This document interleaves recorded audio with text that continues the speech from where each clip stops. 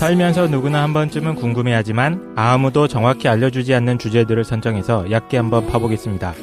지적 대화를 위한 넓고 얕은 지식, 줄여서 지대너비앗 62회 역사 지금 시작합니다. 한 주간 잘 보내셨습니까? 네. 네. 오늘은 자기소개하는 시간입니다. 미스테리 신자유주의를 담당하고 있는 최 사장입니다. 마리플라스 아웃사이더인 독시입니다. 초당 데이터 전송률 1위 독실이 아웃사이더. 네, 별명 아주 마음에 들어하고 있습니다. 아, 그래요? 제가 봤을 때는 사고의 속도 자체가 굉장히 빠르지 않나. 저의 롤 모델이에요. 네. 이 사람들 왜 뛰어주지 무서운데? 예, 안녕하십니까. 괴로울 때나 슬플 때나 죽창을 들자. 깡샘 인사드립니다. 괴로울 때나 슬플 때나요? 항상 괴롭고 슬프구나. 그런 인생을 살고 계시군요. 안녕하세요. 김도인입니다. 동양철학과 명상을 맡고 있습니다. 20대 내내 돈 닦기에 여념이 없다가 지금 돈 벌기에 혈안되어 있는 네. 우리 벌써 오늘 62회입니까? 지나치게 많이 하고 있다. 네.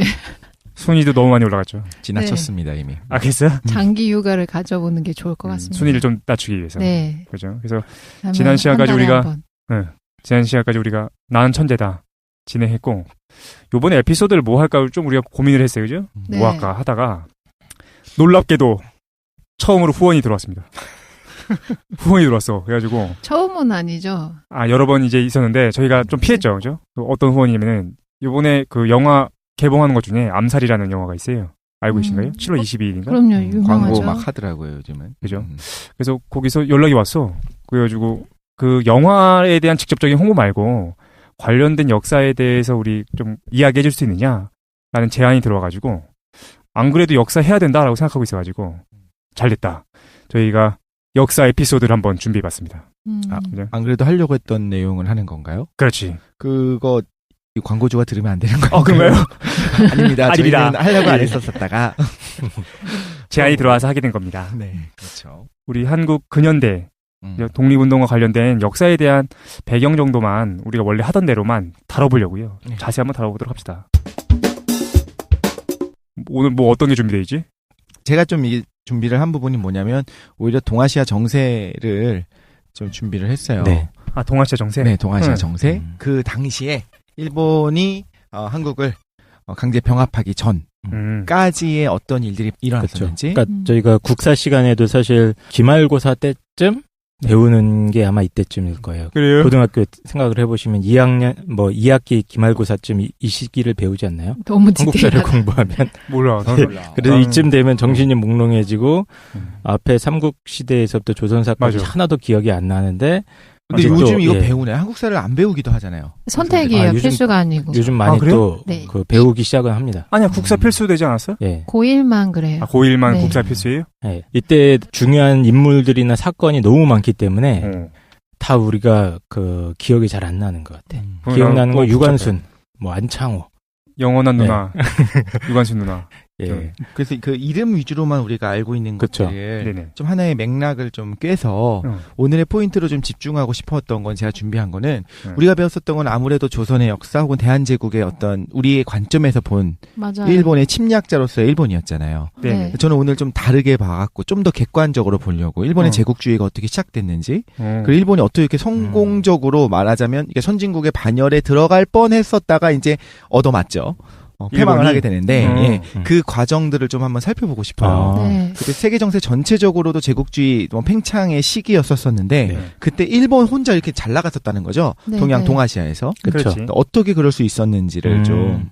그러면은 우리 일부에서는 동아시아 정세. 그때. 네, 동아시아 정세와 일본의 제국주의의 시작을 한번 다뤄보는 걸로. 그래? 재밌겠는데? 우리나라가 왜 이렇게 망했는가를 알기 위해서는 사실 이 부분이 필수인 것 같고. 근데 궁금한 게 아웃사이더님께서는 혹시 친일파의 후손이다 이런 거 아니시죠? 저는 전주이시. 전주이시가요? 이성계의 18대선입니다. 이런 18대선이다. 알겠습니다. 무슨 소리 하는 거야? 네, 그렇군요.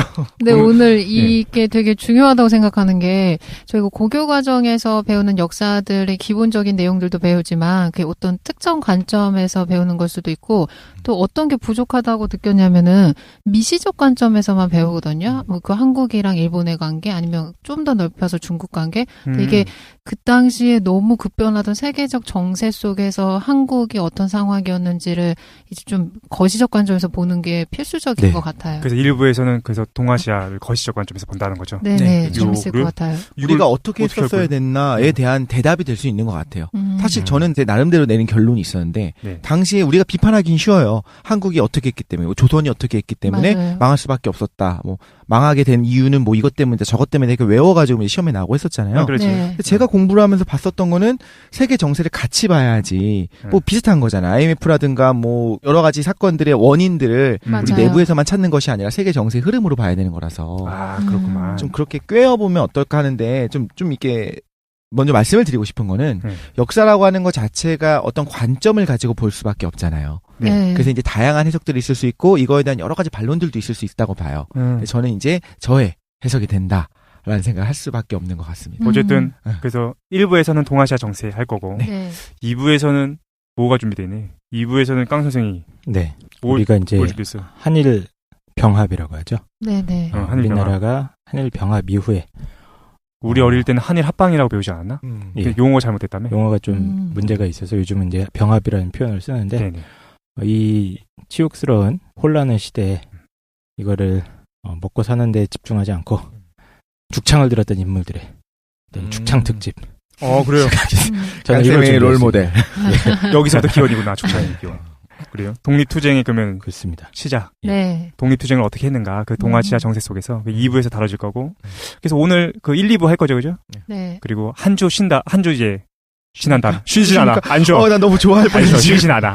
그러니까 한 주 뒤에. 여름 휴가 주세요. 한 주 뒤에 3부 때는 이제 어떤 거 하는 거죠? 외계인이.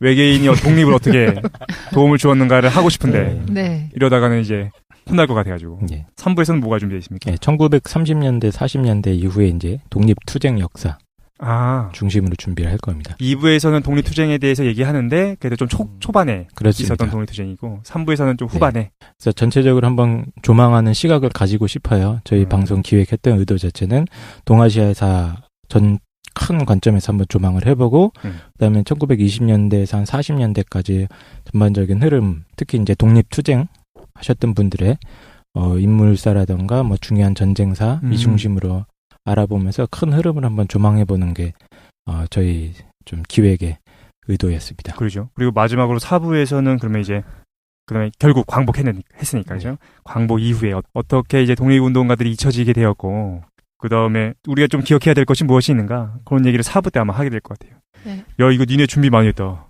이걸 할 거야 그래서? 시작하시죠. 아 그렇군요. 그래서 1부 독실이가 준비했죠 그죠? 네. 동아시아의 동아시아 역사적 정세. 사건이죠. 네. 그게 어떻게 근대화가 이루어졌는지를 한번 살펴보면 재미있을 것 같습니다. 이제 우리가 배웠었던 것들, 키워드들이 많이 나와요. 근데 예전에는 달달 외웠었던 것들이 어떻게 연결되는지 한번 보고 싶은데 일단 가장 중요한 첫 번째 사건 중에 하나가 아편전쟁입니다. 아편전쟁만도 다뤄도 될 정도 되게 재밌어요, 사실. 아편전쟁이? 가장 추악한 전쟁, 명분 없는 전쟁이 사실 아편전쟁이잖아요. 오. 이러면 벌써 길어질라 그래. 준비해온 것만 해야 되는데. 아편전쟁 자체를 일으킨 것 자체가 영국이, 이제 중국과, 당시 청나라죠. 청나라와의 어떤 무역을 통해서 계속적으로 적자를 볼 수밖에 없는 거예요. 그래서 청나라는 필요한 게 없었거든요. 근데 영국은 모직물도 팔고 산업혁명 시대였기 때문에 이것저것 팔려가는데 뭐 중국은 그걸 사주는 게 없어. 청나라는. 사실 그 당시 우리가 좀 잘못 알고 있는데 그 당시에 중국이 세계 제조업 국가 1위였어요. 가장 많은 생산을 해냈던 국가라서 필요한 게 없었다고 하더라고요. 필요한 게 없죠. 그리고 실제로 모직물 자체를 또 소비하지도 않았거든요. 아. 근대화가 일어나야지 모직으로, 그러니까 모직은 우리가 알고 있는 그 양복들, 정장들 그게 다 모직이에요. 남자 것들이. 아, 네. 남자들. 그런 거를 필요로 하진 않는 거예요. 입질 않는 걸 뭐. 걔는 뭐 입으면? 더 비단? 좋은 비단이 있잖아요. 비단이 있잖아요. 예. 아, 비단이 훨씬 더 좋은 거구나. 훨씬 비싸죠. 면화 있고 비단 여러 가지로. 그래가지고 필요한 게 없었기 때문에 계속적으로 적자를 보는 거예요. 그래서 이제 그러면 안 되겠다. 뭐 걔네들은 영국 애들은 이제 차도 사고 이것저것 계속 사가잖아요. 중국에서 도자기도 사가고 차도 사가고 뭐 이것저것 사가는 상황에서. 차는 T인가요? 그렇죠. 차 말고. 그렇겠지. 장난 아니에요. 그런 상황에서 이제 억지로 아편을 팔기 시작하는 겁니다. 영국이 그 적자를 커버하기 위해서. 그때 당시에는 메이드 인 차이나 하면 되게 좋은 겁니다. 지금이랑 달라했구나. 네. 그렇구만. 뭐 지금도 네. 아무튼 네. 이렇게 뭔가 특정 국가에 까지 맙시다. 자, 아무튼 지금 1차 아편전쟁, 2차 아편전쟁이 두 번이 벌어지게 돼요. 그냥 단순히 말하자면 1840년부터 42년까지 1차, 56년부터 60년까지 2차가 일어나는데 제가 연도를 조금씩 말을 할 거예요. 왜냐하면 이걸 알아두는 게 되게 좋은 것 같아요. 몇 년 정도 후에 어떤 일들이 일어나는지 봐야 되는데 아무튼 간에 청나라는 지금까지 이미지가 어땠냐면 잠자는 거인의 이미지였어요. 잠자는 사자. 서양의 열강들이 이제 동아시아에 진출하기 시작하는데 인도 이미 넘어가고 이런 상황이었잖아요. 근데 실제로 중국이라고 하는 나라 거기 있었던 왕조들은 세계적인 패권 국가였어요. 그리고 청나라 입장에서는 그러니까 중국 입장에서는 이미 자신들이 패권을 가지고 있었다고 생각을 했었고 그리고 기본적으로 조공 무역을 통해서 애들이 무역을 했잖아요. 동아시아가 원래 그랬었잖아요. 네네. 그렇기 때문에 서양에서는 와갖고 대등하게 우리가 1대1로 한번 제대로 무역을 해보자라고 하는데 청나라는 그게 아니라 내가 은혜를 내려줄게 이런 식으로 하려고 한 무역에 대한 개념이 달랐구나. 개념 자체가 다른 거죠. 그러니까 1700년 정도까지만 해도 청나라가 훨씬 우위에 있었을 텐데 유럽이 거의 100년 정도 만에 따라잡은 어마어마하게 빠른 속도로 따라잡은 거죠. 엄청 빠른 속도로 따라잡았죠. 그런데 이제 전쟁을 거치면서 영국이 그때 또 최강이었으니까요. 두 번 다 이깁니다. 자, 그러면 이게 궁금한 거예요. 패권을 상실하게 된 거예요. 청나라는요. 네. 그래서 대국이고 잠자는 사자인 줄 알았는데 알고 보니 호구더라. 그래서 최강대국이라고 생각했는데 이제 식민지가 되기 시작하는 겁니다. 근데 여기서 궁금한 게 있어요. 한 번에 휙 갔구나. 여러분들의 생각에서는 이 아편전쟁 이후에 청나라 내부에서 어떤 일이 일어났을 것 같아요? 잠자는 사자가 계속 잠만 자게 된 거잖아요. 아편이 유행하나? 그거 당연한 거. 당연한 거죠. 당연한 거야. 당연한 거고. 아편 전쟁 이후 내가 제일 센 줄 알았는데 붙어봤더니 네. 호구했어. 더 센 애들이 있더라. 우리가 게임이 안 되더라. 그래서 뭐 눈물을 흘리면서 우리가 달라져야 된다, 개혁해야 된다라고 생각하잖아요. 근데 실제로는 그렇지 않았다는 거죠. 어떻게 생각했냐면 워낙 중화사상이 충만했기 때문에 아이씨 똥 밟았네. 그래, 쟤네들 그냥 열어주고 말자. 좀 이런 식으로. 그래, 그럼 무역권 좀 주고 말지. 뭐 이런 식으로. 귀찮으니까 그냥 이렇게 대충 처리하자. 이런 식으로 했지, 뭔가 본격적으로 개혁운동이 일어나진 않았어요. 개방을 천천히 했고, 어떻게 하냐면, 쟤네들 배 꽤 잘 만드네? 쟤네들 군사기술이 나쁘지 않네? 사실 화약을 처음 만든 것도 중국이었잖아요. 네. 그러니까 저런 거 한번 받아들여볼까 해갖고 조선기술, 군사기술 이런 걸 천천히 받아는 들이는데 여전히 말 타고 활 쏘고 이런 것들을 무인시험 과목으로 유지를 하는 식으로 양무운동은 일어났지만 개방이 천천히 이루어지게 됩니다. 양무운동. 네. 다 배웠던 키워드들이죠. 근데 1860년대에 그게 끝났는데 68년에 이제 일본의 근대화가 시작됩니다. 여기까지가 이제 청나라가 패권을 상실했었던 것들, 아편전쟁을 이야기를 했고. 동아시아에서. 네, 동아시아에서. 그런데 이제 일본은 아직까지 그냥 작은 나라였는데, 메이지 유신이 1868년에 일어나요. 네. 근데 이게 메이지 유신이 어떤 거냐면, 그냥 에도 막부 체제, 근대 이전에 일본에서의 어떤 막부 체제였다가, 이걸 다시 천황이라고 하죠. 덴노의 직접 통치 체제로 바뀌는 겁니다. 처음에는 어떻게 시작을 한 거냐면 쇄국을 하자. 막부가 실력이 없어가지고 능력이 없어가지고 개국을 해버려요. 도저히 이제 개항을 안 할 수가 없었던 상황이라고 개국을 해버리는데 그거에 빡쳐가지고 그러니까 동아시아는 전체적으로 계속적으로 쇄국 정책을 하려고 했었어요. 네. 그러다가 덴노 중심으로 아예 쇄국 정책을 하자라고 시작을 했는데 나중에는 뭔가 목표가 이상해져갖고 천황 중심으로 덴노를 중심으로 개국을 하자라고 목표가 바뀐 거예요. 그런데 이게 어떻게 했냐면 개국이라는 게 이제 나라를 여는 거, 오픈하는 거죠. 외교를 시작하는 거죠. 서양과. 그래서 이제 대규모 사절단이 서양에 먼저 가서 봤어요. 그랬더니 뭘 깨달았냐면 얘네들은 중국과 다르게 전면 개방을 하지 않고는 답이 없다. 중국은 우리가 최고인데 조선기술, 군사기술만 받아들이자였다면 일본은 완전히 전면 개방을 해버려서 신흥 지식인 세력에 의해서 완전히 서양 문물을 받아들여가지고 그냥 대량 생산 체계 자체를 만들어내고 대량 생산 체계를 하기 위해서는 근대식 교육을 해야 되거든요. 막 그 전까지 어떤 교육이랑 전혀 달라져야 돼요. 그래서 근대식 교육과정 같은 식으로 서양의 시스템을 통째로 받아들여 버립니다. 이 과정에서도 여러 가지 일들이 일어나게 되고 있게 되는데 어떤 경제나 교육이나 이런 사회 전반의 시스템까지 받아들였구나. 완전히 전면 개방을 해버린 거죠. 기존에는 지방 분권화된 사회였죠. 일본이. 네. 지방 영주들 막부 체제라고 해서 자기 영토에서 자기들끼리 취급받고 하다가 메이지 유신이 일어나면서 중앙 집권 체제로 확 일본이라는 정치 시스템이 완전히 바뀌게 되죠. 네. 근대의 군대들이 생겨나게 되고. 그러니까 이제 비교해 볼 수 있겠네. 근대화가 있었다는 거야. 그렇습니다. 그런데 이제 중국에서는 양무운동 그걸 계기로 해가지고 근대화가 되는데 좀 더뎠던 것 반면에 일본은 메이지 유신을 계기로 근대화 되는데 좀 전면적인 개방. 전면적인 개방을 한 거죠. 그래서 급하게 얘네들이 발전했구나. 엄청난 속도로 엄청난 발전을 속도. 하게 됩니다. 예. 그러니까 일본 당연히- 엘리트들이 유학이나 이런 거 굉장히 많이 가죠. 이때 네. 당시에. 그렇죠. 갔다 와갖고 또 이제 받아들이는데 굉장히 파격적으로 받아들여요.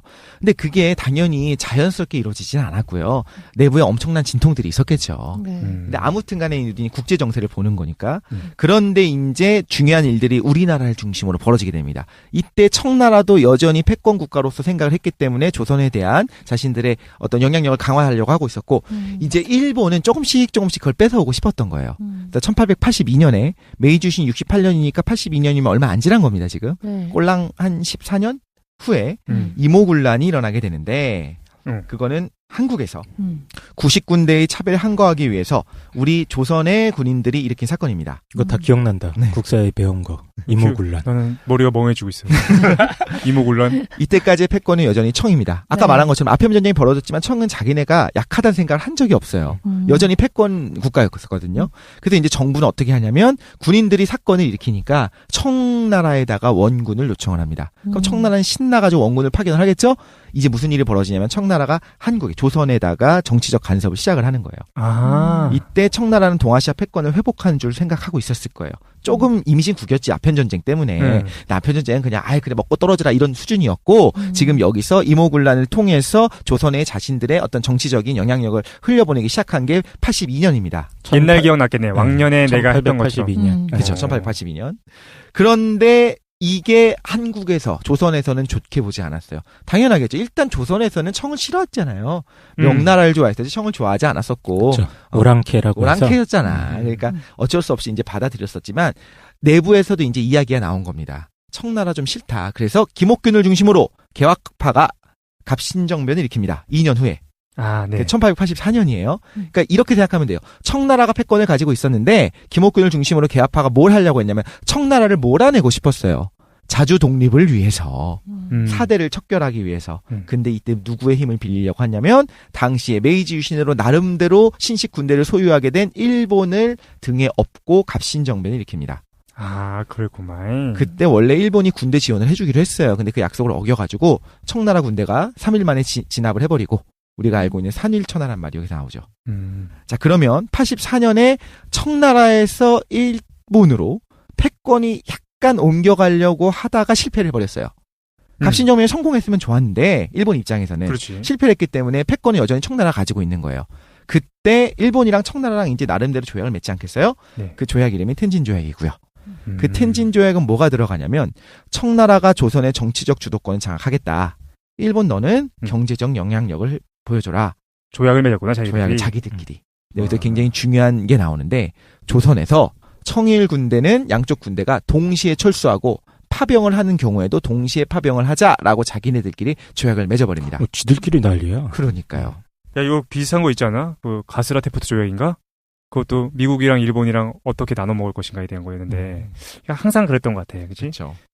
이 당시의 어떤 제국주의 시대 전체를 좀 이제 생각할 필요는 있는 것 같아요. 근데 우리는 지금 동아시아만 다루는 건데 나중에 시간 있으면 사실 제국주의의 윤리학까지도 한번 같이 다뤄보면 재밌을 것 같아요. 그러니까 이걸 아주 거시적인 눈으로 이 시대를 좀 이해하기 위해서는 세계를 둘로 쪼개야 되는 것 같아. 제국주의적인 국가들이 있고 네. 반면에 이제 거기에 속하게 되는 식민지 국가가 있고 그렇죠. 그 둘로 나눠가지고 세계를 볼 수 있어야 될 것 같은 세들은. 그렇죠. 지금 아직까지는 청나라와 일본이 아직까지는 균형을 팽팽하게 맞추고 있는데 그거를 깨게 된 사건이 바로 국제적인 사건이 동아시아 정세를 결정하게 된 사건이 바로 1894년 텐진조약 이후 10년 후에 일어났던 동학농민운동입니다. 동학농민운동이 그렇게 중요하다는 생각을 우리는 못하잖아요. 근데 이게 굉장히 중요해요. 청일전쟁을 일으키게 되거든요. 아, 그래? 네. 왜? 자, 동아시아 정세에 어떤 영향을 줬느냐? 자, 일단 동학농민운동 자체는 우리가 알고 있는 천도교 있죠. 네. 천도교의 교조였던 최재우가 혹세무민의 죄명으로 처형을 당합니다. 처형당한 다음에 이제 탄압을 하는 거죠. 동학 너네 그 천도교 퍼지지 말아라 했더니 동학 교도들이 그 최재우의 죄명을 벗기고 교조의 원을 풀어주자 해서 어떤 신원 운동을 시작을 하게 돼요. 네. 그랬는데 이 신원 운동을 정부가 굉장히 탄압을 강하게 합니다. 그 존턴 정부에서. 그래서 평소에 농민들이 불만까지 폭발해갖고 정치 운동을 이렇게 발전을 하게 돼요. 네. 이게 뒤집어 엎어버리자. 민란까지 더해져갖고 이제 결국에 어떤 거를 기치로 걸게 됐냐면 보구간민, 척양척외 양놈들도 다 몰아내고 그냥 외놈들도 몰아내고 우리끼리 이렇게 하자. 자주 독립을 이렇게 외치는 이렇게 운동으로 바뀐 거예요. 그렇죠. 네. 그리고 거기에 하나 더 붙여서 죽창을 들자. 뭐 그렇겠죠. 진짜 뒤집어 죽창 엎고 부대가 싶은 거야. 나타납니다. 네.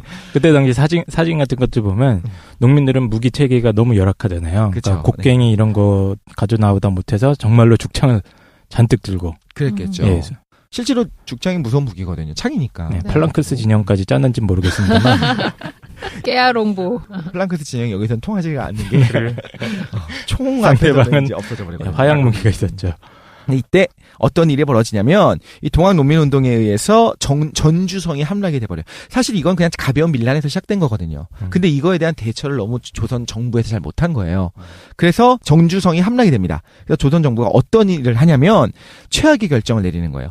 청나라에게 다시 동학을 진압할 수 있는 군대를 파병해달라 요청합니다. 이거 굉장히 임진왜란 비슷하지 않아요? 짜증나 죽겠어 이런 거 보면. 임진왜란 때도 결국 일본군을 막지를 못했기 때문에 왜군을 막지 못했기 때문에 명나라에게 이제 원군 요청을 하잖아요. 임진왜란도 이제 재밌게 한번 파보면 재밌긴 한데 아무튼 청나라의 군대를 요청하는데 당연히 정부 내부에서는 이야기가 나왔어요. 이렇게 하면 텐신 조약 있지 않냐? 일본군 일본 같이 들어오네. 들어올 거다. 그렇네. 그런데 이제 이거를 고종 황제가 아직은 황제가 아니죠. 고종이 이걸 막은 거죠. 아니야, 그럴 리가 없어.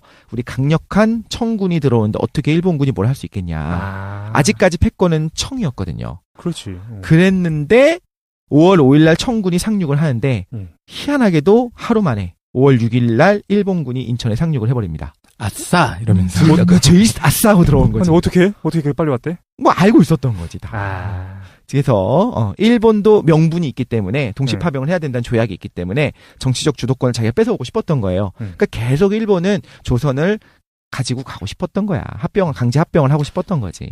일본의 영원한 꿈 아닙니까? 그렇죠. 대륙 진출. 그게 메이지 유신 때부터 이미 나타났다고 하더라고. 네. 그 정한론이라고 그래가지고 맞습니다. 그 메이지 유신 때 이미 조선을 발판으로 해가지고 중국을 침략해야 되겠다는 생각을 갖고 있었대. 그런 입장들이 슬슬 나타나기 시작했던 거죠.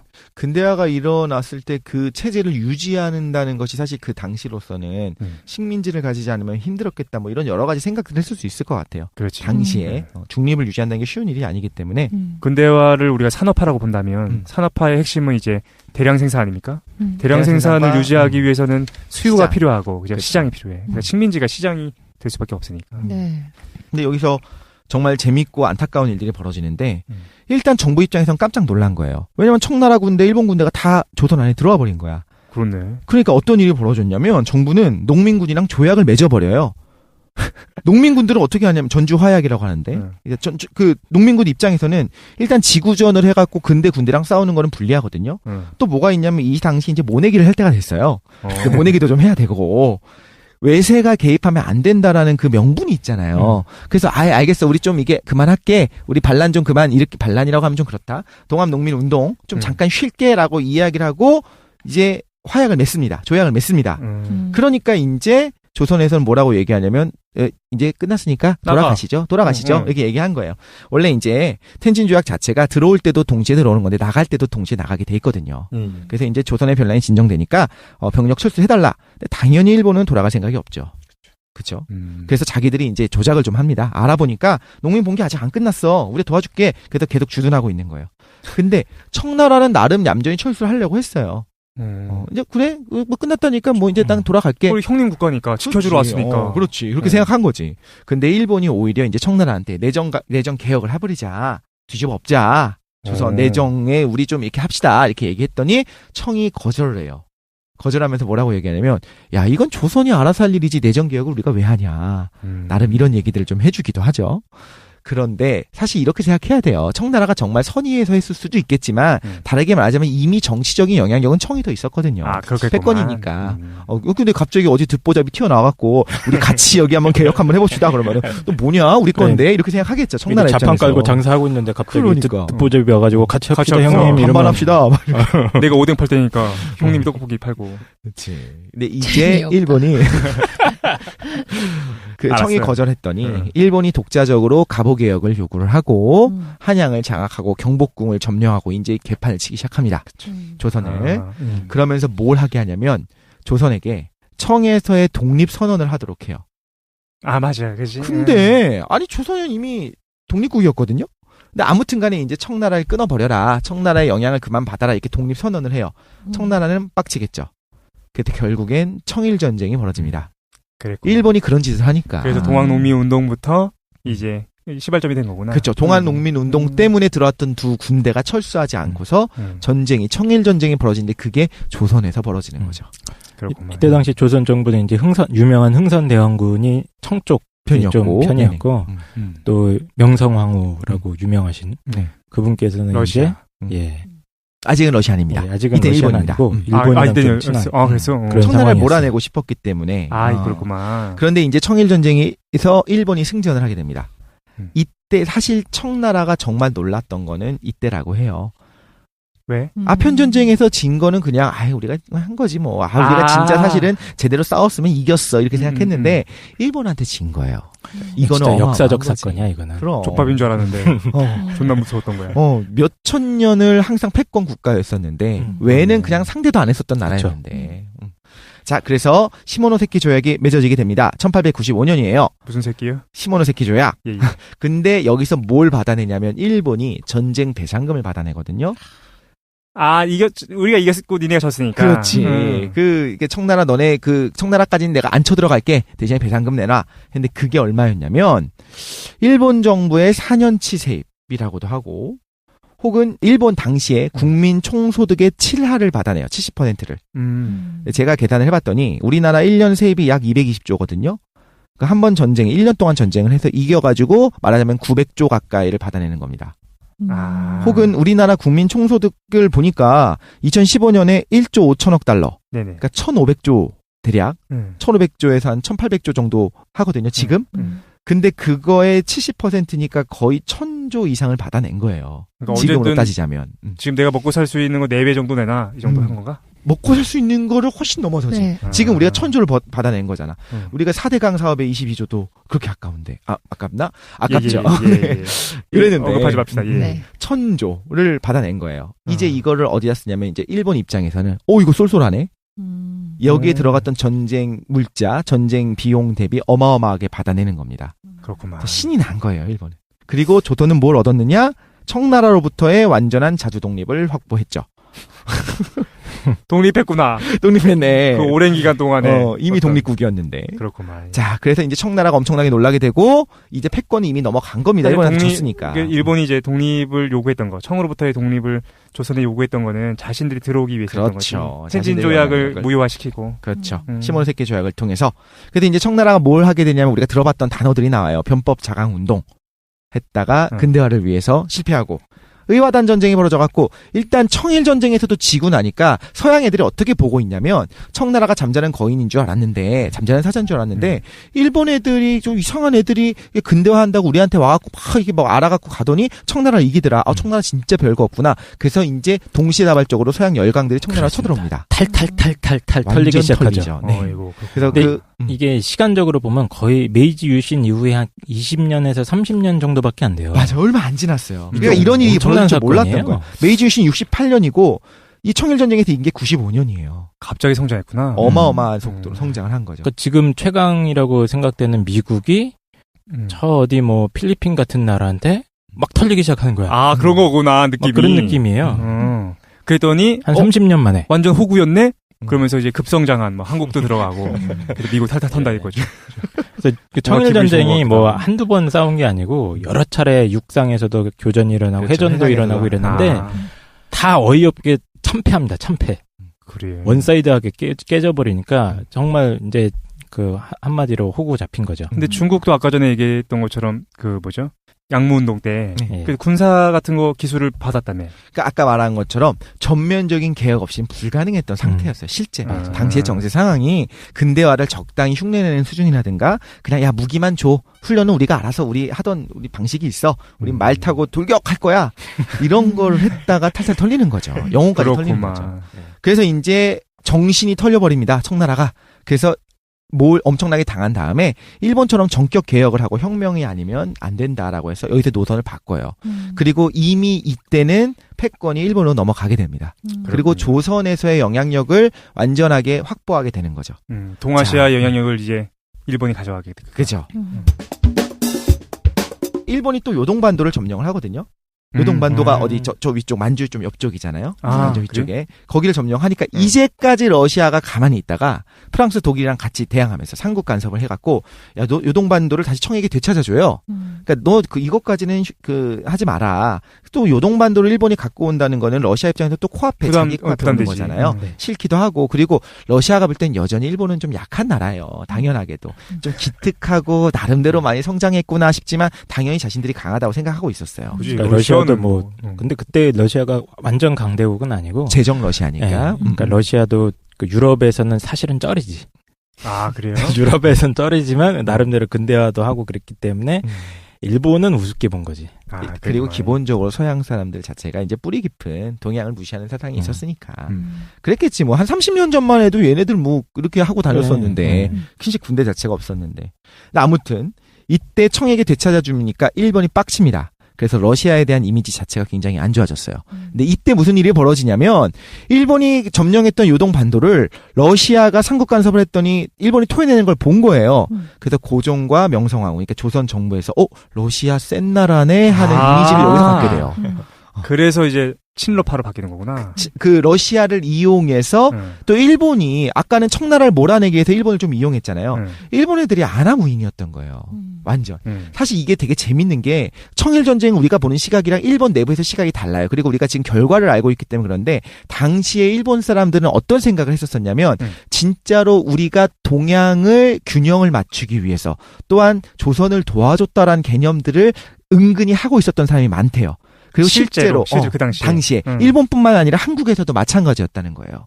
왜냐하면 청나라로부터 계속적으로 몇백 년 동안 쪼여왔잖아. 몇백 년? 아무튼 100년 이상을 계속적으로 우리는 좀 이렇게 사대주의적이었고 그쪽에도 고압적으로 행동했었는데 일본이 처음 들어올 때부터 막 학살하기 시작하고 이렇게 들어온 건 아니었을 거 아니에요. 이미지 관리를 안 한 건 아니지. 당시에. 와서 뭐 우리가 너희를 신식으로 계획시켜줄게 아가야. 사탕도 좀 주고 이랬던 거죠. 그러니까 일본 같은 경우에도 일본도 이제 위기를 느꼈다고 하더라고. 서구 세력들이 계속해서 동아시아를 점령해 나가는 걸 보면서 동아시아의 그런 분위기가 실제로 있었대. 그러니까 우리끼리 뭉쳐야 된다라는 게 그때 있었다고 하더라고. 그렇죠. 그래서 사실은 러일 전쟁까지만 해도 일제에 대한 이미지가 그렇게 나쁘지가 않았어요. 그래서 러일 전쟁이 이제 좀 있으면 굉장히 중요하니까 얘기를 할 텐데 러일 전쟁에서 승전했을 때 한국에서도 조선에서도 그 당시에는 이제 대한제국이죠. 네네. 대한제국에서도 그거를 오히려 반겼어요.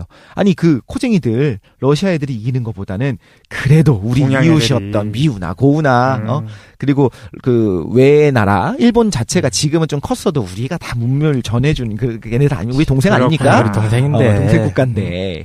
그렇구나. 이렇게 생각했었던 거죠. 근데 이제 고종과 명성황후는 러시아에 주목을 했는데 이렇게 했었던 이유가 뭐냐면 실제로 일본이 일대 조선의 독립을 청나라로부터 가져와 주고서 정말 아나무인으로 행동을 하기 시작한 내정 간섭이 너무 심한 거예요. 사실 갑오개혁을 요구를 한 거잖아요. 그 뭐 경복궁을 점령하고 이런 행위를 했었기 때문에 빡쳐 있는 상황이었어요. 그래서 고종과 명성황후가 러시아랑 친하게 지내기 시작합니다. 노골적으로. 러시아 대사도 막 불러가지고 궁궐로 대해서 티타임도 갖고 이런저런 이제 개입을 허용하기 시작하는 거죠. 그래서 일본을 멀리하는 겁니다. 그러니까 일본이 어떤 일을 일으키냐면 1895년 을미사변을 일으키는데 명성황후를 살해하는 거죠. 우리 잘 알고 있는데. 우리가 아는 명성황후 시해 사건. 그랬구만. 그러면서 친일 내각을 세웁니다. 네네. 자, 이게 지금 같은 해에 일어난 거였었어요. 지금 동학농민운동이 1894년에 있었고 그리고 그 직후에 이거로부터 청일전쟁이 시작됐고 바로 일본이 일방적으로 승리를 하고 시모노세키 조약을 가지고 돈을 어마어마하게 가져가고 러시아가 일본한테 요동반도를 점령하는 거를 토해내라고 했고 그래서 조선에서는 러시아가 큰 나라구나라는 걸 이해하고 러시아 쪽을 좀 이렇게 잘 끌어들여가지고 사실 정치적 판단인데 균형을 잡기 위해서 당시에 이미 개화가 늦어졌고 이미 근대화가 늦었던 조선 입장에서는 어쩔 수 없었던 것 같기도 해요. 그게 1895년입니다. 을미사변까지 그 한 해 동안. 1894년. 95년. 조선에서 농사 짓고 있던 사람들은 몰랐겠지만 엄청난 땅 따먹기 게임이 권력자들 사이에서 일어나고 있었던 거죠. 1895년에 장난 아니었구나. 그렇죠. 여러 가지 일이 94년, 95년 이때. 그때요. 그때 을미사변이 벌어지게 되고 일본이 그래서 잠깐 친일 내각을 세우는데 당연히 여전히 우리나라의 통수권자는 고종이었죠. 조선이니까. 그래서 이제 빡칩니다. 당연히 빡치겠지. 명성황후가 어떤 사람이었는지를 떠나서 말도 안 되는 거잖아요, 지금. 그렇지. 그리고 일본이 그때까지 뭐 한일 강제 합병 이런 건 아니었어요. 근데 그냥 아나무인을 행동하고 아주 예의 없게 행동하고 그냥 미친 짓을 한 거지, 말하자면. 그래서 빡친 고종이 어떤 일을 하냐면 직접 스스로 1년간 러시아 공사관으로 1896년부터 97년까지 1년 동안 옮깁니다. 이걸 아관파천이라고 하죠. 네. 그래서 러시아 쪽으로 가서 거기서 지내게 됩니다. 일단 그 도망친 거지. 피해서 간 것도 아니야?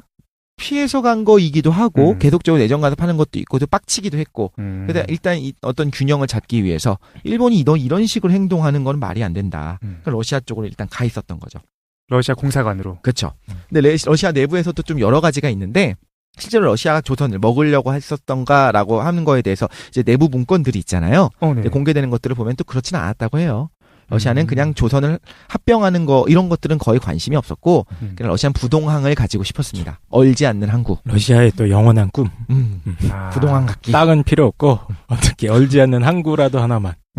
그런 것만 있었었고 그래서 오히려 러시아 쪽에서 잘 됐었으면은 대한제국이 좀 더 오래 살아남았을 수도 있었다는 거죠. 다만 러시아가 신경 쓴 거는 이제 일본이 계속해서 그 영향력을 행사하는 거는 조금 그것만 신경 쓰였겠네. 위쪽으로 점점 올라오고 하는 거를 싫어하는 겁니다.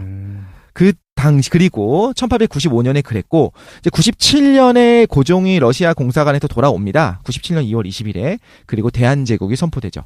그러니까 대한제국을 선포하면서 이거 한 거예요. 황제국이 된 거예요. 대한제국도. 1897년에. 네, 97년에. 그러면서 이제 대등해진 겁니다. 러시아도 황제였고 제정 러시아였으니까 또 중국도 청나라도 황제였잖아요. 대한제국도 황제로서 우리가 이제 동등하게 외교를 하자 이런 식으로 말하자면 다시 한번 확인한 것 같아요. 우리 독립국이다. 우리 황제국이다. 우리 이제 제대로 한번 외교를 해보자. 여러 가지 이제 노력들을 하는 거죠. 식민지는 없지만 이름은 제국주의. 대한제국. 그냥 제국인 거죠. 그냥 황제국이랑 제국주의랑 좀 다른 것 같아요. 그래? 그것도 다음에 좀 보면 될 것 같아요. 자, 아무튼 그랬는데 1897년 대한제국을 선포하게 되고 러시아는 슬금슬금 계속적으로 아래로 내려옵니다. 1900년에 만주를 점령해요. 그러니까 일본 심기를 또 건드려요. 일본은 안 그래도 자기네들 요동반도 뺏겨가지고 짜증나 죽겠는데. 그 러시아가 계속 내려오는 거를 일본은 이제 막기 위해서 1902년에 일본이 영국과 동맹을 합니다. 신기하죠. 사실 1차 대전에서 일본이 승전국이거든요. 그렇죠. 1차 대전에서 영국과 독일이 싸우기 시작하잖아요. 1차 세계대전 자체가. 그때 동맹이 맺어져 있었기 때문에 일본이 독일에 선전포고를 해요, 실제로. 그래서 아시아 근방에 있었던 독일의 병창 기지를 일본이 공격해서 좀 승리를 합니다. 그래서 1차 세계대전의 승전국이었는데 우리가 배우기로는 그래도 실제로 콩고물을 굉장히 많이 발한 거죠. 뭐 때문이냐면 청일전쟁 때문에. 청일전쟁에서 엄청난 그 배상금을 받았으니까. 근데 생각보다 콩고물이 없었기 때문에 이제 좀 문제가 생긴 거죠. 아무튼 자 이제 영일동맹까지 맺어진 게 1902년입니다. 이제 러시아랑 일본의 사이가 극도로 안 좋아졌어요. 그렇겠지. 그쵸. 그 상황이 계속되는 와중에 일본 내부에서는 이제 러시아랑 한번 붙어보자. 우리 청나라도 이겼고 우리 좀 이제 강한 것 같아. 조선은 이미 우리 거나 다름없고 이런 상황에 1904년 2월 8일 날 러일 전쟁이 발발합니다. 그렇죠. 그때 당시 이제 청나라는 이제 그로기 상태. 이미 뭐 탈탈 털려서 영혼까지 털리고 있는 상태였고 온갖 모든 나라들한테 털려서 러시아한테 만주도 뺏기고 이런 상황이었고 이제 신흥 두 챔피언이 붙는 거죠. 메이웨더와 파퀴어가 1904년에 한번 일본이. 그럼 이걸 러일 전쟁의 최종 목표는 그러면 중국이었던 건가? 일본에 그냥 러시아를 어차피 일본은 이길 수 있을 거라는 생각은 못했어요. 이긴다는 건 무슨 뜻이냐면 러시아 전체를 점령한다는 건 말이 안 돼요. 러시아의 수도는 저기 유럽에 가 있잖아요. 그렇지. 일본이 공격한 거 이유가 좀 그 이후에 진주만을 공격한 거랑 굉장히 비슷해요. 일단 선전포고 없이 일단 공격해. 선제 공격을 해가지고. 선제 공격을 해. 그래서 압도를 해버려. 그 다음에 이제 이게 조약을 협상을 통해서 이익을 좀 얻으려고 이런 식이었어요. 사실 일본이 진주만을 공격했을 때도 진주만에 있는 미국의 모든 함대를 박살을 내버리면 한동안 이쪽 태평양 쪽이 공백이 생기잖아요. 필리핀 쪽이나 이쪽에 대한 그러니까 영향력에 그때 우리 좀 이렇게 원유 확보하고 미국 너네 우리 건들지 마라라고 하려고 이제 순진하게 생각을 한 건데 그게 러시아에도 마찬가지 생각했었던 거였어요 이때. 그래서 러일 전쟁을 시작을 하는데. 일본이 그래서 처음부터 전쟁할 마음이 있었고 그래서 계속적으로 군비 확충하고 있었고 이념 무장도 합니다. 이제 국민들을 이렇게 잘 아울러 갖고 러시아는 우리 주적이다. 좀 이기자. 그리고 싸워서 이기게 되면 우리가 어마어마한 돈도 벌 수 있고 우리가 이게 좀 잘 살 수 있다. 이렇게 얘기했죠. 또 만주 지역에 대한 대러시아 첩보망도 갖추고 준비를 계속하고 있었어요. 자, 그래 일본이 실질적으로 승리를 하게 되는데 이게 왜 그러냐면 유럽 물자와 병력을 러시아가 일본으로 보낼 수 있는 시베리아 철도가 미완성이었어요. 아, 그렇구나. 너무 러시아 땅 크고 네. 그다음에 이제 극동으로 보내야 되니까 7,000km로 와야 돼요. 근데 끊긴 부분도 많았고 수송 능력이 적어가지고 하루에 6량이 도착했대요. 병력이. 6량. 지하철 칸 6개. 기차 6개. 예. 거기다 단선이었어요. 복선은 이게 2개로 돼갖고 왕복이 가능한 거고 단선은 한쪽밖에 못 가는 거예요. 야, 그럼 그거 어떻게 보이냐? 그러니까 중간중간에 뭐 이렇게 약간 옆에다 밀어놓고 이런 건 있었을 수 있겠지. 네네. 단선이니까 수송 능력 자체가 너무나게 떨어지는 거예요.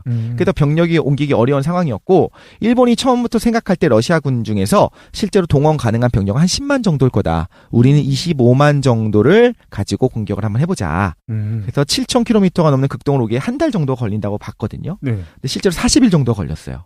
그래서 어떻게 했냐? 러시아 극동에 있는 일단 러시아의 교두보였던 리순을 기습 공격을 해서 일단 제압을 합니다. 실제 전쟁 자체는 어디서 일어나냐면 인천 앞바다. 항상 왜 조선에도 일어나는지 모르겠어. 대한제국에서. 인천 앞바다에서 러시아 함대를 포격하는 걸로 시작을 해요. 그 다음에 이쪽을 완전 싹 멸절시키고 동아시아에 있는 모든 교두보를 다 우리가 이긴 다음에 가져온 다음에 협상을 제안하자라고 시작을 한 거예요. 실제로 러시아는 극도로 물자가 부족했고요. 이 단적으로 어떻게 되냐면 사령관이 전쟁이 시작된 뒤에 40일이 지난 다음에야 도착을 했어요. 사령관이. 이때 이제 러시아 측이 판단을 할 때 대규모 회전을 하기엔 전력과 물자가 부족하니까 내륙으로 유인해서 이제 유인 선멸 작전을 하려고 한 겁니다. 이제 회전이 뭐냐면 대규모의 공격을 해갖고 싸우는 거 회전이라고 그러거든요. 그 대규모 회전을 그렇게 하려고 하는 거고 일본 측은 지금 여전히 압도적이요. 25만이니까. 근데 얘네들은 청나라는 이겨봤고 사실상 허수아비였던 조선의 군대도 뭐 자기가 이제 개편을 하고 자기가 다 장악하고 있는 상황이었죠. 근데 근대의 대규모 회전을 해본 적이 없는 거예요. 그러니까 서양 애들이랑 붙어본 적은 없는 거야, 일본이. 그렇구만. 그래서 해봤더니 어마어마하게 돈 들어가고 생각보다 소모전이 심하고 왠지 전략 같은 것도 러시아가 더 세더라라는 거를 이때 경험을 하게 돼요.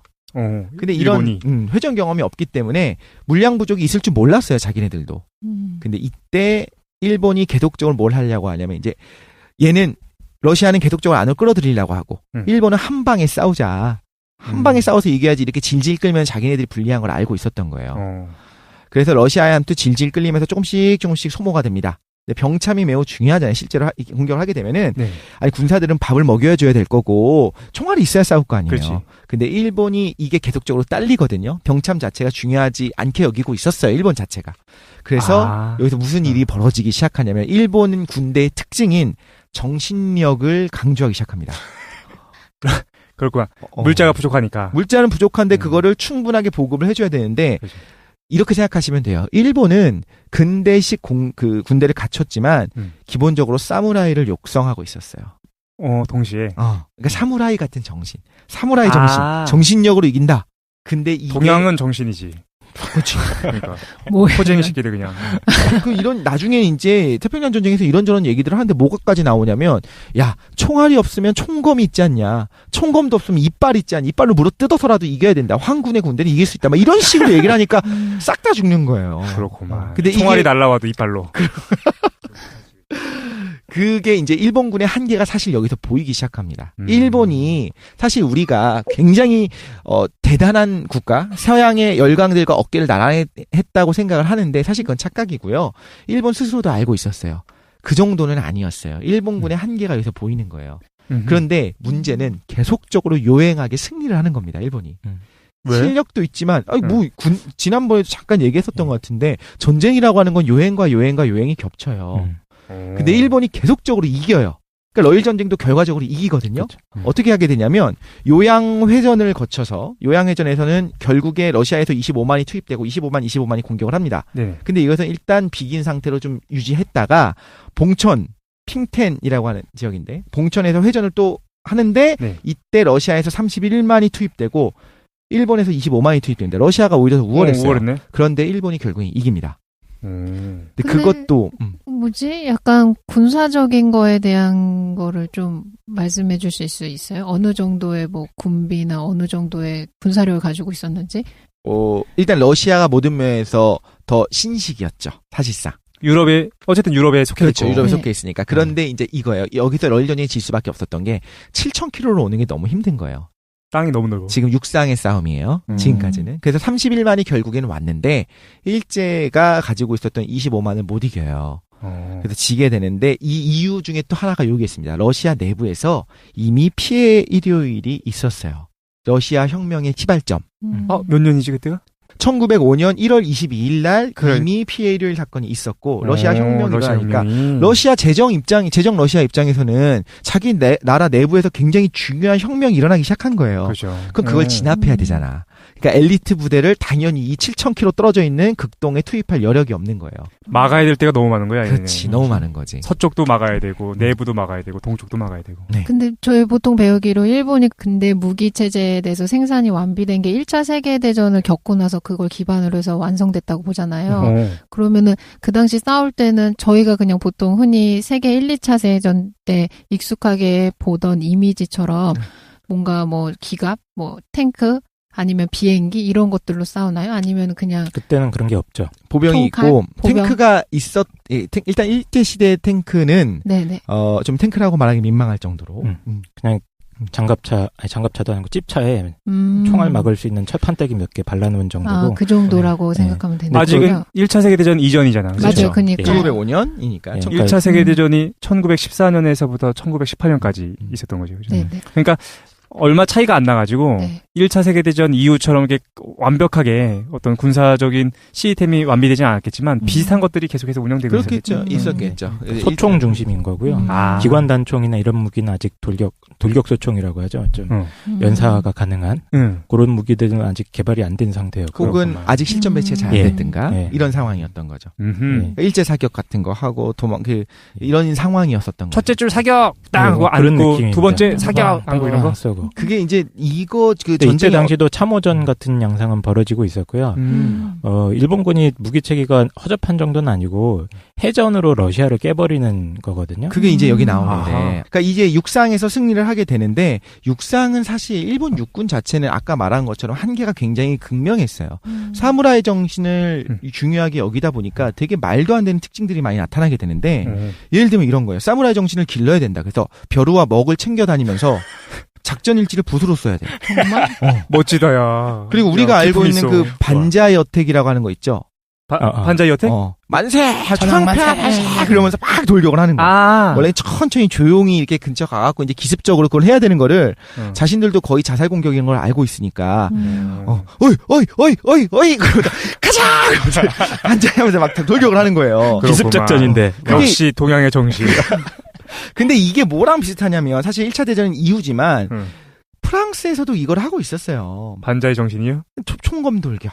사실 그래. 1차 대전 자체가 되게 참호전이 되게 안타까운 이유가 뭐냐면 근대 어떤 무기 체계의 발전을 전술이 따라오질 못했었거든요. 기관총이 발명이 되는데 기관총은 일당백이거든요. 그렇지. 기관총 한 대만 있으면 진짜 1,000명이든 10,000명이든 잡을 수가 있어요. 한 2대 정도가 크로스로 이렇게 쏘기만 하면. 교차 사격해버리면 끝나죠. 그런데 그거를 그 당시 프랑스가 참호를 파고 기관총을 피하기 위해서 참호는 파놨는데 점령을 해야 되는 거예요. 기관총을 막을 방법이 없었음에도 불구하고 정신력으로 무장해서 돌격을 시킵니다. 프랑스가 1차 대전에서. 그래서 어마어마하게 갈려나가요. 물론 독일도 마찬가지예요. 양측이 계속 그 짓을 하게 돼요. 기관총에 도대체 어떤 의미가 있는지 모르니까 잘. 그렇지. 근데 왜냐면 그걸 뚫어내기도 힘들고. 매뉴얼 자체가 그거였거든요. 일단 땅을 파. 그러니까 기관총이 등장했기 때문에 전쟁에서 땅을 팔 수밖에 없어요. 땅 속에 숨어 있다가 일단 저쪽 참호까지 가갖고 저걸 어떻게든 이겨내야 되는 거예요. 저기를 점령을 해야 되는 거예요. 그래서 이런 식으로 하나 둘 셋 하고 한 번에 같이 막 달려가야 그나마 일선들이 엄청난 희생이 있더라도 점령의 가능성이 있는 거잖아요. 1차 세계대전 말기에 이 기관총을 막기 위한 탱크가 만들어지게 되는데 그 전까지는 그래서 굉장히 끔찍해요. 참호전도 한번 다뤄보면 너무 끔찍해서. 상륙전은 참호전은 진짜 끔찍한 것 같아요. 참호전은 네. 정말 그래요. 전쟁 중에 가장 끔찍한 게 상륙전하고 참호전하고. 네. 참호전은 이제 인간 상상을 살상이랑 비슷한. 해보면 여기가 청결했을 리도 없고. 그렇죠. 그러니까 지금 러시아랑 일본이 붙었던 봉천 전투라는 것도 참호전 양상이었는데 사상자가 뭐 어마어마합니다. 막 한 일본군만 해도 한 10만 가까이 되고 러시아군만 해도 한 4만에서 7만 정도 추산을 하는데 일본이 이기긴 했는데 하여튼 일본은 버틴 거야. 러시아가 스스로 물러갈 때까지. 러시아는 지금 내부에 내부가 이런 일들이 문제가 있으니까. 있었으니까. 그래서 이긴 겁니다. 그래서 반자의 어택 같은 걸 하면서 다 죽죠. 또 뭐 있냐? 대전차 총검술을 합니다. 전차를 상대로 이제 총검술을 하는 거예요. 네. 자, 작전의 신 멋있다. 츠지 마사노부. 제가 이거 천재편에서 하려고 했거든요, 사실은. 아, 그랬어? 숨어있는 한국의 독립군. 이라는 이야기를 듣는 츠지는 마사노부가 일본 사람인데. 자칭 작전의 엑스맨이야. 신이라고 해요.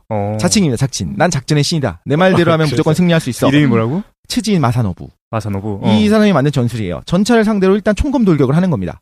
그래서 전차가 관측창이 있을 거 아니에요. 승무원이 이렇게 바깥을 보는 데가 있을 거 아니에요. 거기다가 총검을 찔러 넣어서 막 이렇게 쑤셔가지고 승무원을 사살하면 된다. 근데 이걸 생각했던 이유가 뭐냐면 관측장에 유리가 없는 줄 알았어요. 방탄 유리가. 실제로는 방탄 유리가 있었거든요. 그 당시에도요? 예, 있었어요. 그래서 이제 막 일본군이 다가와갖고 총검을 관측창에 팍 찔러 넣는 순간에 유리를 못 깨죠. 그러면서 이제 끔살 당하는. 그렇구만. 그리고 막 그렇게 해놨는데 바로 앞에서 어떡할 거야. 이제 군도로 일본군 장교는 차체 기관총을 군도로 자르려고도 하고 막. 이런 것들이 어떻게 보면 웃기지만 어떻게 보면 좀 안타깝기도 하고. 날아오는 총알과 포탄을 총검으로 맞고. 그렇죠. 근데 이거 거의 스타워즈급이네. 지금 생각하니까 막 되게 병신 같고 웃겨 보이지만 저희가 생각할 때도 저희 보통 상황에서 자기가 일상생활 사다가 되게 급변한 위기나 이런 거를 막 생각지도 못한 상황 겪게 될 때가 있잖아요. 그때 사람들이 이게 위기 상황이야, 문제 상황에 대해 이렇게 적절하게 대처하기보다는 어떤 재난 상황에 대해서 우왕좌왕하게 되고 원래 했던 방식으로 하게 되나 아니면 재난 자체라는 걸 인식하지 못하게 자기가 되잖아요. 아는 방식으로 그 문제를 먼저 해결해 보려고 하고. 네네. 그래서 사실은 그런 것 같아요. 일본이나 당시 2차 대전 개전 초기의 프랑스나 어떤 부분이 있냐면 작전 계획을 디테일하게 짜요.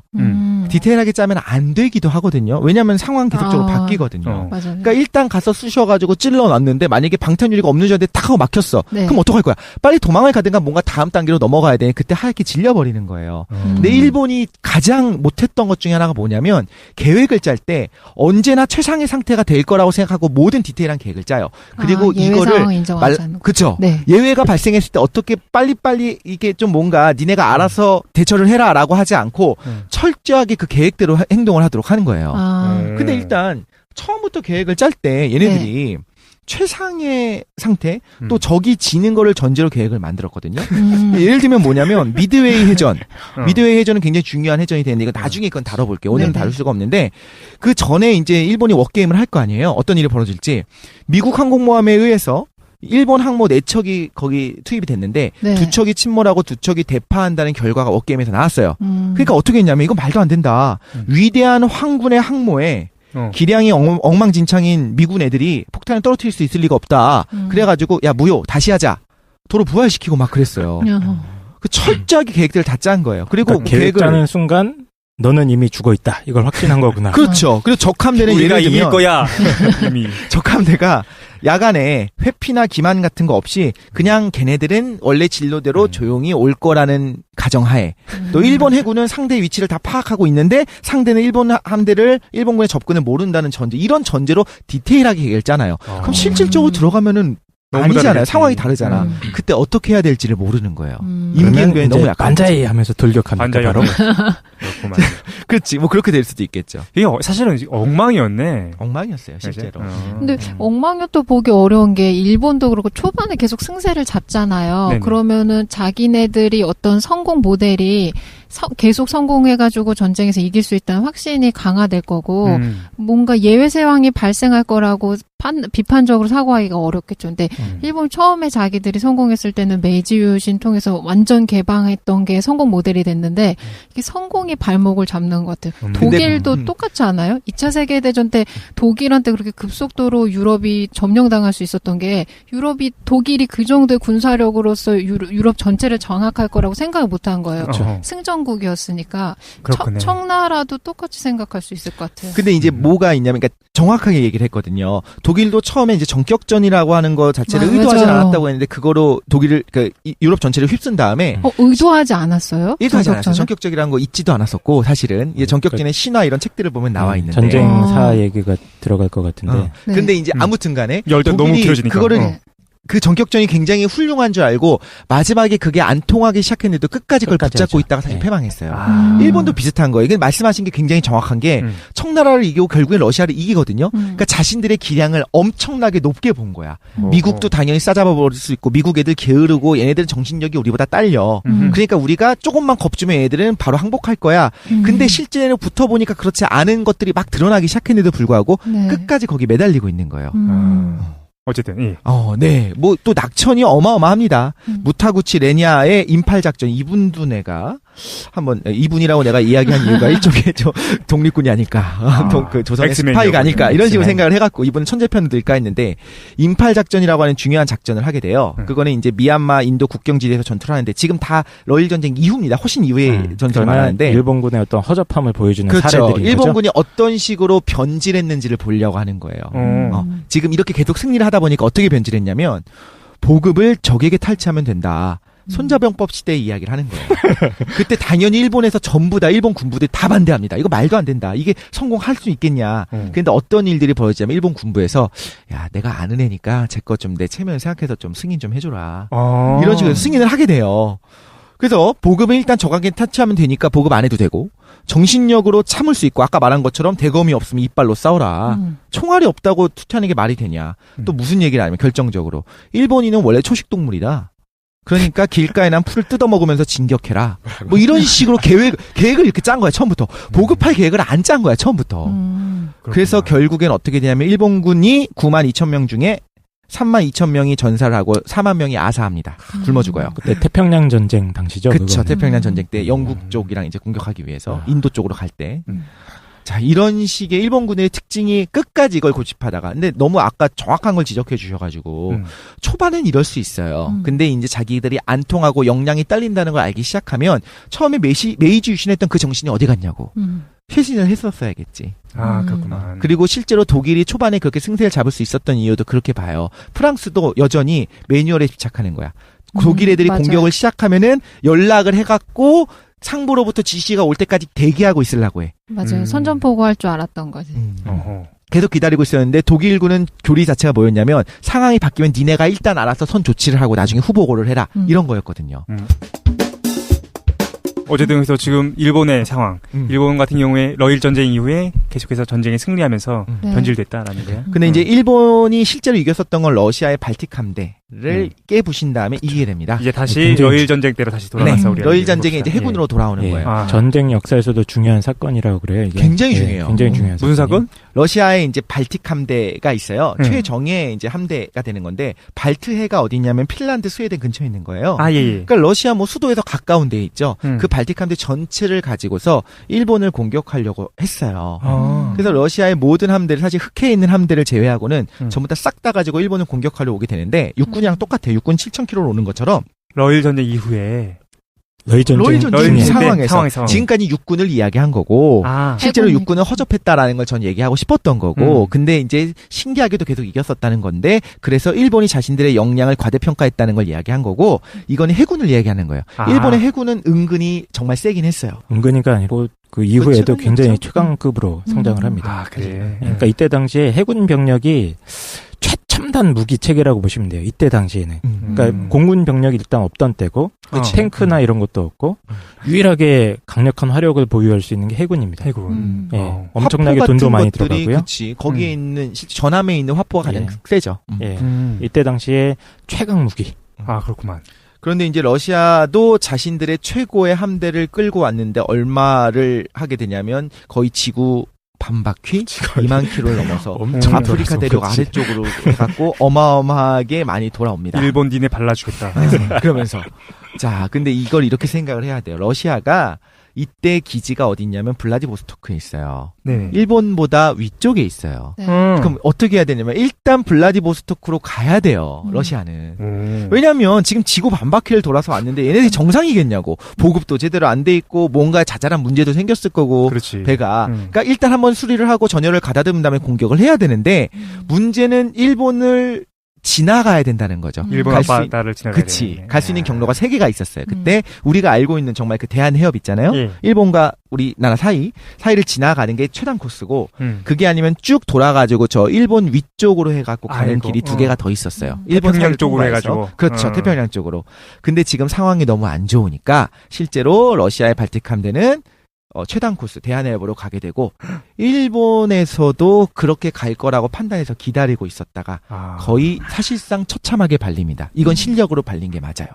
예. 그리고 실제 당시 해전사에 남을 정도로 정말 처참하게 발립니다. 이때 이후로 전투 양상이 한포 간의 어떤 일제 사격을 가하고 그 한포 간의 기존에는 이제 근접해서 싸우는 양상이었는데 굉장히 좀 멀리 떨어져서 일제 사격을 집중 사격하는 방향으로 전술적인 변화도 일어나고 일본의 예. 화포 사정거리가 멀었나 보지? 좀 실제로 예. 화포도 더 예, 좋았어요. 화포도 좋았고요. 예. 근데 뭐가 생각나냐면 사실 이순신 장군이 생각이 나죠. 재밌는 게 이때 지나가면서 일본 제독이 이미 그러니까 일본 입장에서 신이 되어 있었던 이순신 장군한테 기도를 합니다. 이기게 해달라고. 일본은 뭐든지 자기는 이렇게 신으로 모시잖아요. 그렇지. 행사 모시고 하고. 그렇게 해갖고 이제 사실 하객진이랑 비슷하게 T형 전술. 정말? 네. 네, 이 전쟁 이후에 거함 거포주의라고 해서 전쟁 역사상에 이제 한 시대를 풍미했다. 네. 무조건 크고 사정거리가 됐다 큰 이빠이 큰 전함을 만들면 장땡이다. 그래서 나중에 야마토 그렇죠. 야마토가 나오게 되는 야마토가. 거죠. 근데 2차 대전은 이제 나중에 한번 다루려고 하니까 조금 이제 빨리 갈게요. 네. 근데 결국에 이제 이 정도 상황이 되니까 러시아 입장에서는 자신들의 함대가 완전 탈탈 털려서 전멸을 해버렸고 일단 그 육군 같은 경우에도 자기네 내부 상황을 신경 써야 되니까 미국이 이제 중재를 할 때 러시아가 그래? 아이 그럼 뭐 그냥 휴전 한번 하지 뭐라고 이제 협상 테이블에 나와요. 근데 이제 우리가 러일 전쟁은 러시아가 일본에게 탈탈 털려서 졌다라고 생각하는데 또 그건 아니에요. 러시아는 자기네가 졌다고 생각을 안 했어요. 그냥 휴전을 한 거예요. 그냥. 폐각한다 이 정도. 그래, 아이씨 됐다 그러면은 그냥 일본 니네 그냥 이쪽에서 그 동양 쪽에서 너네가 좀 놀아라 하고 생각하고 자기네는 당연히 졌다고 생각을 안 하고 적당히 이제 협상 테이블에 나옵니다. 근데 일본은 사실 내부적으로 어떤 일이 있었냐면 청일 전쟁과 다르게 어마어마한 소비가 있었던 거예요. 군비도 그러니까 많은 병력이 죽었고 실제로 물자가 너무 딸려가지고 그렇죠. 전쟁을 한두 달만 더 했다간 국가가 파산날 지경까지 갔었어요. 아, 그래. 그러니까 일본 자체가 실제로 이제 국가 역량이 딸렸어요. 러시아에 비해서. 그렇지. 러시아는 이길 수가 없었던 거지. 그래서 아무튼 이게 이제 계속적으로 이제 발탐대가 증발해버리니까 러시아가 1차 대전 때 독일 해군에 의해서 봉쇄당하고 별별 난리가 다 나게 되는데 일본에서는 어떤 걸 얻을 수 있게 되냐면 두 가지를 얻게 되는데 서양 열강들이랑 동등하다는 평가를 서양으로부터 받아요. 드디어 메이저리그 진출. 그렇구만. 러시아 한번 발랐으니까. 그렇지. 근데 러시아는 당연히 졌다고 생각은 안 하고 있었지만 아무튼 간에 실제로 지지도 않았었던 거고. 왜냐하면 러시아의 주력은 그대로 저쪽에 있으니까 모스크바 근처에 그치, 있으니까. 서쪽에 있으니까. 그치. 그런데 또 하나를 받았는데 우리의 슬픈 역사지만 조선에 대한 대한제국에 대한 영구한 이제 통치 일종의 영향력을 보장을 받는 거죠. 동아시아에서 니네가 짱이니까 그렇지. 조선 니네가 통치해라. 대한제국을 완전히 지배할 수 있는 거 그리고 열강 칭호 이거 두 개를 받습니다. 근데 일본이 실제로 러시아한테 이제 배상금을 받아야 돼. 아까 청나라에서 재미를 봤다고 했죠. 청일 전쟁에서. 그런데 러시아가 배상금을 안 주는 거예요. 거부했어요. 그러니까 일본에서 이제 협상하는 협상단이 있을 거 아니에요. 계속 징징대면서 이러지 말고 이렇게 안 하면 우리 공격한다. 막 이런 식으로 배상금을 내라고 했는데 이제 미국은 중지하고 있고 러시아가 어떻게 버팅기냐면 러시아는 처음부터 졌다고 생각을 안 하는 거니까 휴전이니까 러시아는 야 협상하기 싫냐? 그냥 협상하지 말까? 막 이렇게 러시아가 우리 뻗대는 거예요. 근데 이제 일본 그 사절들이 그러니까 일본 협상하는 사람들이 본국에 이제 물어보는 거죠. 어떡하죠? 예, 배상금 안 낸다니까요. 그러니까 오히려 일본 본국에서는 도저히 전쟁 수행을 할 상황이 아니다. 그냥 배상금 못 받아도 여기서 끝내라. 이렇게 진행을 하게 돼요. 그렇구만. 자, 이때 어떤 일이 벌어지냐면 일본 내부에서 거의 밀란이 폭동이 일어납니다. 어마어마한 돈을 지출했어요. 일본이 파산 직전까지 갔었어요. 그런데 실제로 명분은 열강이랑 동일하다라고 하는 서양 멸방이랑 동일하다고 하는 명분을 얻었는데 실제로 얻은 게 없는 거예요. 이권이 별로 없는 거야. 배상금을 못 받아냈으니까. 거기 투자한 사람들도 있을 거고 그랬으니까 전쟁이. 그렇죠. 예, 그 젊은이들 얼마나 많이 죽었겠어요, 일본에서도. 그래요. 그런데 얻은 게 없기 때문에 거의 폭동 수준이 나고 그걸 잠재우기 위해서 많은 노력을 하거든요. 이건 제 생각인데 이 이유로 일본이 선전을 그렇게 하는 것 같아요. 실제로 미드웨이 해전 같은 거에서 일본이 발리기 시작하는데 실제로 주도권을 미국이 갖고 온 거거든요. 이때 계속적으로 뭐라고 얘들이 광고를 하냐면 우리가 이겼다. 우리가 이겼다. 일본 국민들한테 계속 그렇게 광고를 해요. 거짓말을 하죠. 그렇죠. 거짓말을 계속하죠. 근데 그 이유 중에 하나가 이런 거였던 것 같아요. 러일 전쟁에서 이겼지만 실질적으로 얻은 게 없기 때문에 폭동이 일어나고 그것 때문에 굉장히 고생을 하거든요. 일본 내부에서. 그래서 이제 일본이 자국민들의 눈치를 볼 수밖에 없고 그게 계속적으로 드러나게 됩니다. 전쟁 내내. 지금 이제 청일 전쟁을 거쳐서 패권을 청나라로부터 일본이 가져왔고 러일 전쟁을 통해서 일본이 아예 다른 열강들이야 서방 열강들이랑 동등하다는 평가를 국제적으로 받았다라는 사실까지 이야기를 한 거예요. 그런데 내부적으로는 굉장히 허약했다는 것을 지적하고 싶은 거고 군대의 기강이라든가 어떤 시스템적인 붕괴가 시작되고 있었고 또 실질적으로 러시아가 2달, 3달만 버텼으면은 일본이 무너졌을 거예요.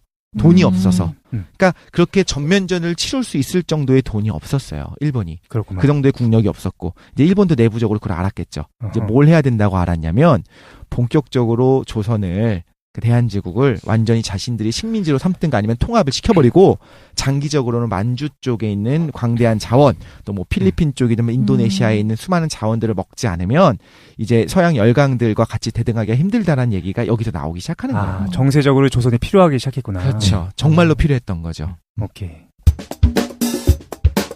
자, 이제 동아시아 전체를 보는 거기 때문에 좀 우리나라는 포인트를 조금 달리 둘 건데 1905년에 중요한 을사조약이 맺어지게 됩니다. 을사늑약이라고도 하죠. 대한제국의 외교권이 완전히 박탈을 당하게 됩니다. 1905년에 그 러일 전쟁 직후에 그 다음에 우리가 알고 있는 슬픈 역사 1910년 8월 29일 한일 강제 병합이 일어나게 되고요. 을사조약 5년 후에. 그렇죠. 네. 1910년.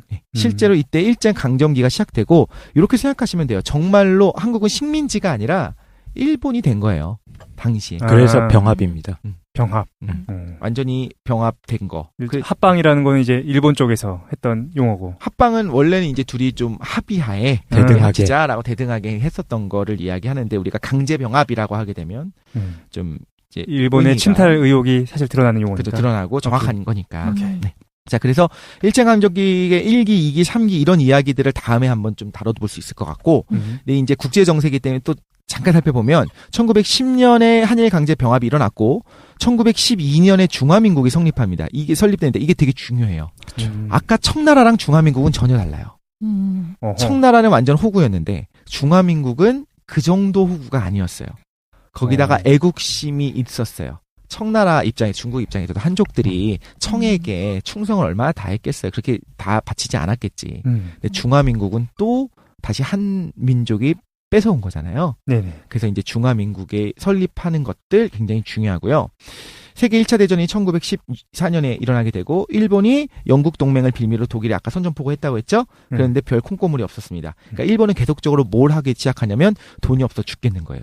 그러니까 일단 조선은 한일 강제 병합을 했으니까 대한제국은 먹었고 이제 계속적으로 이제 야욕을 펼치면서 뭘 먹고 싶었냐면 만주를 먹고 싶었어요. 델리만주? 만주? 중화민국은 좀 어렵고 만주래도 조금 다 먹기는 좀 배부르니까. 그렇죠. 불편하니까. 네, 이제 1929년에 세계 대공황이 오게 되는데 이것 때문에 내부적으로 엄청난 문제들이 생기기 시작해요. 세계적으로도 문제가 생기는데 일본 내부에서도 이건 좀 뭔가 타개하기 위한 뭐가 필요하다. 그래서 일본이 뭘 하냐면 만주사변을 일으킵니다.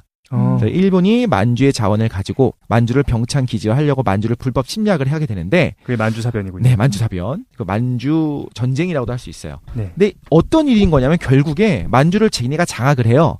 그다음에 군벌들이 있잖아요. 중국 군벌들이 있을 거 아니에요. 군벌들한테 압력을 가해가지고 중국으로부터 독립을 선언하게 하는 거예요. 그래서 만주국이라고 하는 계례국을 세워버려요. 아예. 그리고 거기엔 실질적으로 꼭두각시 노릇을 하는 거죠. 일본이 만주국을 통치를 하기 시작하는 거죠. 근데 만주에 대한 이미지가 궁금했어. 만주 이미지가 어때요? 만주요? 인구가 많을까 적을까? 적지. 거기다가 자원은 많을까 적을까? 자원은 좀 있지 않나요? 실질적으로 인구가 이미 4,300만입니다. 인구가 엄청 많았고 진짜 만주가? 우리 무슨 초원에 뭐 벌판에 아무것도 없는 것 같아요. 말만 뛰어다니는 데가 아니구나. 그렇게 생각하잖아요. 그렇죠. 근데 실제로 산업화도 중국에서 가장 잘 일어난 곳이었고 이뤄진 곳이고 아. 자원도 풍부하고 그리고 실제로 논농사는 좀 힘든데 춥잖아요. 엄청나게 추우니까. 근데 밭농사가 굉장히 대규모로 가능해요. 그래서 조선에서 나는 그러니까 대한제국에서 아니지 그 당시 일본이었으니까 조선 땅에서 났었던 모든 쌀은 대부분 일본이 다 가져가고 그럼 조선 사람들도 먹고 살아야 될 거 아닙니까? 거기다가 이제 만주에서 만들어 놓은 그 밭농사 작물들 있잖아요. 옥수수, 콩 이런 거. 네네. 이런 것들을 이제 조선 우리 사람들이 민족에게 먹고. 주게 되는 거죠. 우리 민족이 진짜 고생을 많이 하게 되죠. 그렇구나. 자, 아무튼 여기서 굉장히 중요한 게 이제 뭐가 일어나게 되냐면 중국이 빡쳐요. 당연히 중국의 일부를 독립시켜버린 거예요. 우리나라 입장에서 이런 거랑 똑같아.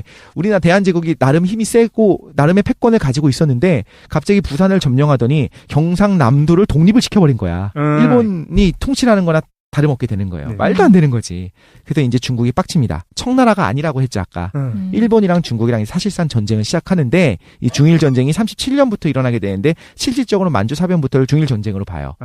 자, 중일 전쟁은 누가 이겼을까요? 일본이 이겼죠. 중국이 이겼습니다. 중일 중일 전쟁이 15년 동안 전쟁이 일어나게 되거든요. 결국에 일본은 한 번도 중국 전체를 먹은 적이 없어요. 그렇네. 그러니까 우리의 이미지랑 달라. 청일 전쟁에서 청나라를 완전히 개박살을 낸 것 같이 생각하는데 실제로 그러지도 않았고 결국에 중국 전체를 먹지도 못했습니다. 우리가 알고 있는 뭐 난징 대학살이라든가 네네. 이런 것들이 다 중일 전쟁에서 일어나게 되는데 엄연하게도 중일 전쟁은 우리가 좀 다루지 않고 잘 배우지 않는 것 같아요. 근데 뭐랑 좀 비슷하냐면 중국이 결국 공산화가 되잖아요. 네. 뭐랑 비슷하냐면 유럽에서의 2차 세계대전에서 우리가 서부전선은 잘 다루지만 동부전선은 잘 다루지 않아요. 그렇네. 실제로 요즘 들어서 재평가되고 있는 것들 중에 하나가 뭐냐면 독일을 박살낸 게 결국엔 연합군이냐 러시아, 그러니까 소련이냐를 가지고 이야기를 하는데 실제로는 2차 대전은 거의 소련이 독일을 막아줬기 때문에 이길 수 있었던 거였거든요. 그렇지. 비슷하게 중국이 일본으로부터 버팁니다. 일본의 공격. 일본이 100만 명 이상이 전사를 해요. 거기서. 그래서 우리가 태평양 전쟁 또 미국과의 전쟁만을 생각을 하는데 실질적으로는 중국이 버텨줬다는 거. 그것도 굉장히 중요한 내용이죠. 근데 이제 사실은 국제 정세는 여기까지 하게 되고 일본이 중국이랑 싸우고 있으니까 정신이 없잖아요. 네. 중국을 이기지 못했단 말이에요. 그런데도 불구하고 아까 말한 것처럼 간땡이가 부어가지고 일본 육군은 중국이랑 싸우고 있고 해군이 갑자기 진주만을 폭격하면서 미국을 공격하면서 이제 자신들의 파멸을 불러일으키게 되죠. 그게 이제 일본의 파멸로 이르는 네. 시작점이 되겠네. 시작점이 되고 여기까지가 이제 제가 준비했었던 이제 국제 정세가 되는데 이제 만주국이 사실 좀 재밌어요. 하나 상식을 깨는 거 하나만 얘기를 하자면 아까 말한 것처럼 만주는 사실 상당히 국력이 센 곳이었어요. 그러니까 인구도 많고 실제 산업도 발달하고 그리고 만주에 많이 강제 이주를 당하기도 합니다. 그럼 만주에서 한민족들, 우리 민족 말고 그러니까 중국의 한인들이랑 조선 민족들이랑 누가 더 좋은 대우를 받았을까요? 조선? 당연히 그랬겠죠. 왜? 조선은 아무튼 간에 황국 신민이에요. 당시에. 국적이 일본 국적인 거예요.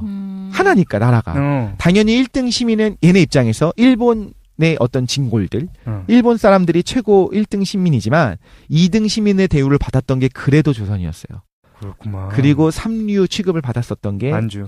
만주에 있었던 실제로 한인들, 중국 한인들. 그렇구만. 그래서 거기서의 어떤 일들을 보게 되면 아마 이번 영화에서도 그런 것들이 나올지 모르겠는데 나온다고 암살에서 나올 수 있을지 모르겠는데 나온다고 하는 만주에서 그런 것들 우리가 보고 보면 되게 재밌을 것 같아요. 거기서 이제 항일 운동도 시작하는 부분들도 있지만 한국의 사업가들이 그쪽으로 넘어가고 나름 만주가 이제 자원이 풍부하니까 그쪽에서 사업을 하기도 하고 나름의 일본의 앞잡이 노릇을 하는 사람들도 그 안에서 나타났을 거고 이런 것들이 있다라는 거죠. 그렇군요. 일단 지금까지 동북아 정세에 대해서 좀 살펴봤는데 이제 연결해가지고 잠깐 쉰 다음에 한국 내에서 이제 독립운동이 어떻게 진행되는가에 대한 얘기를 좀 해야 될 것 같습니다. 잠깐만 쉬겠습니다.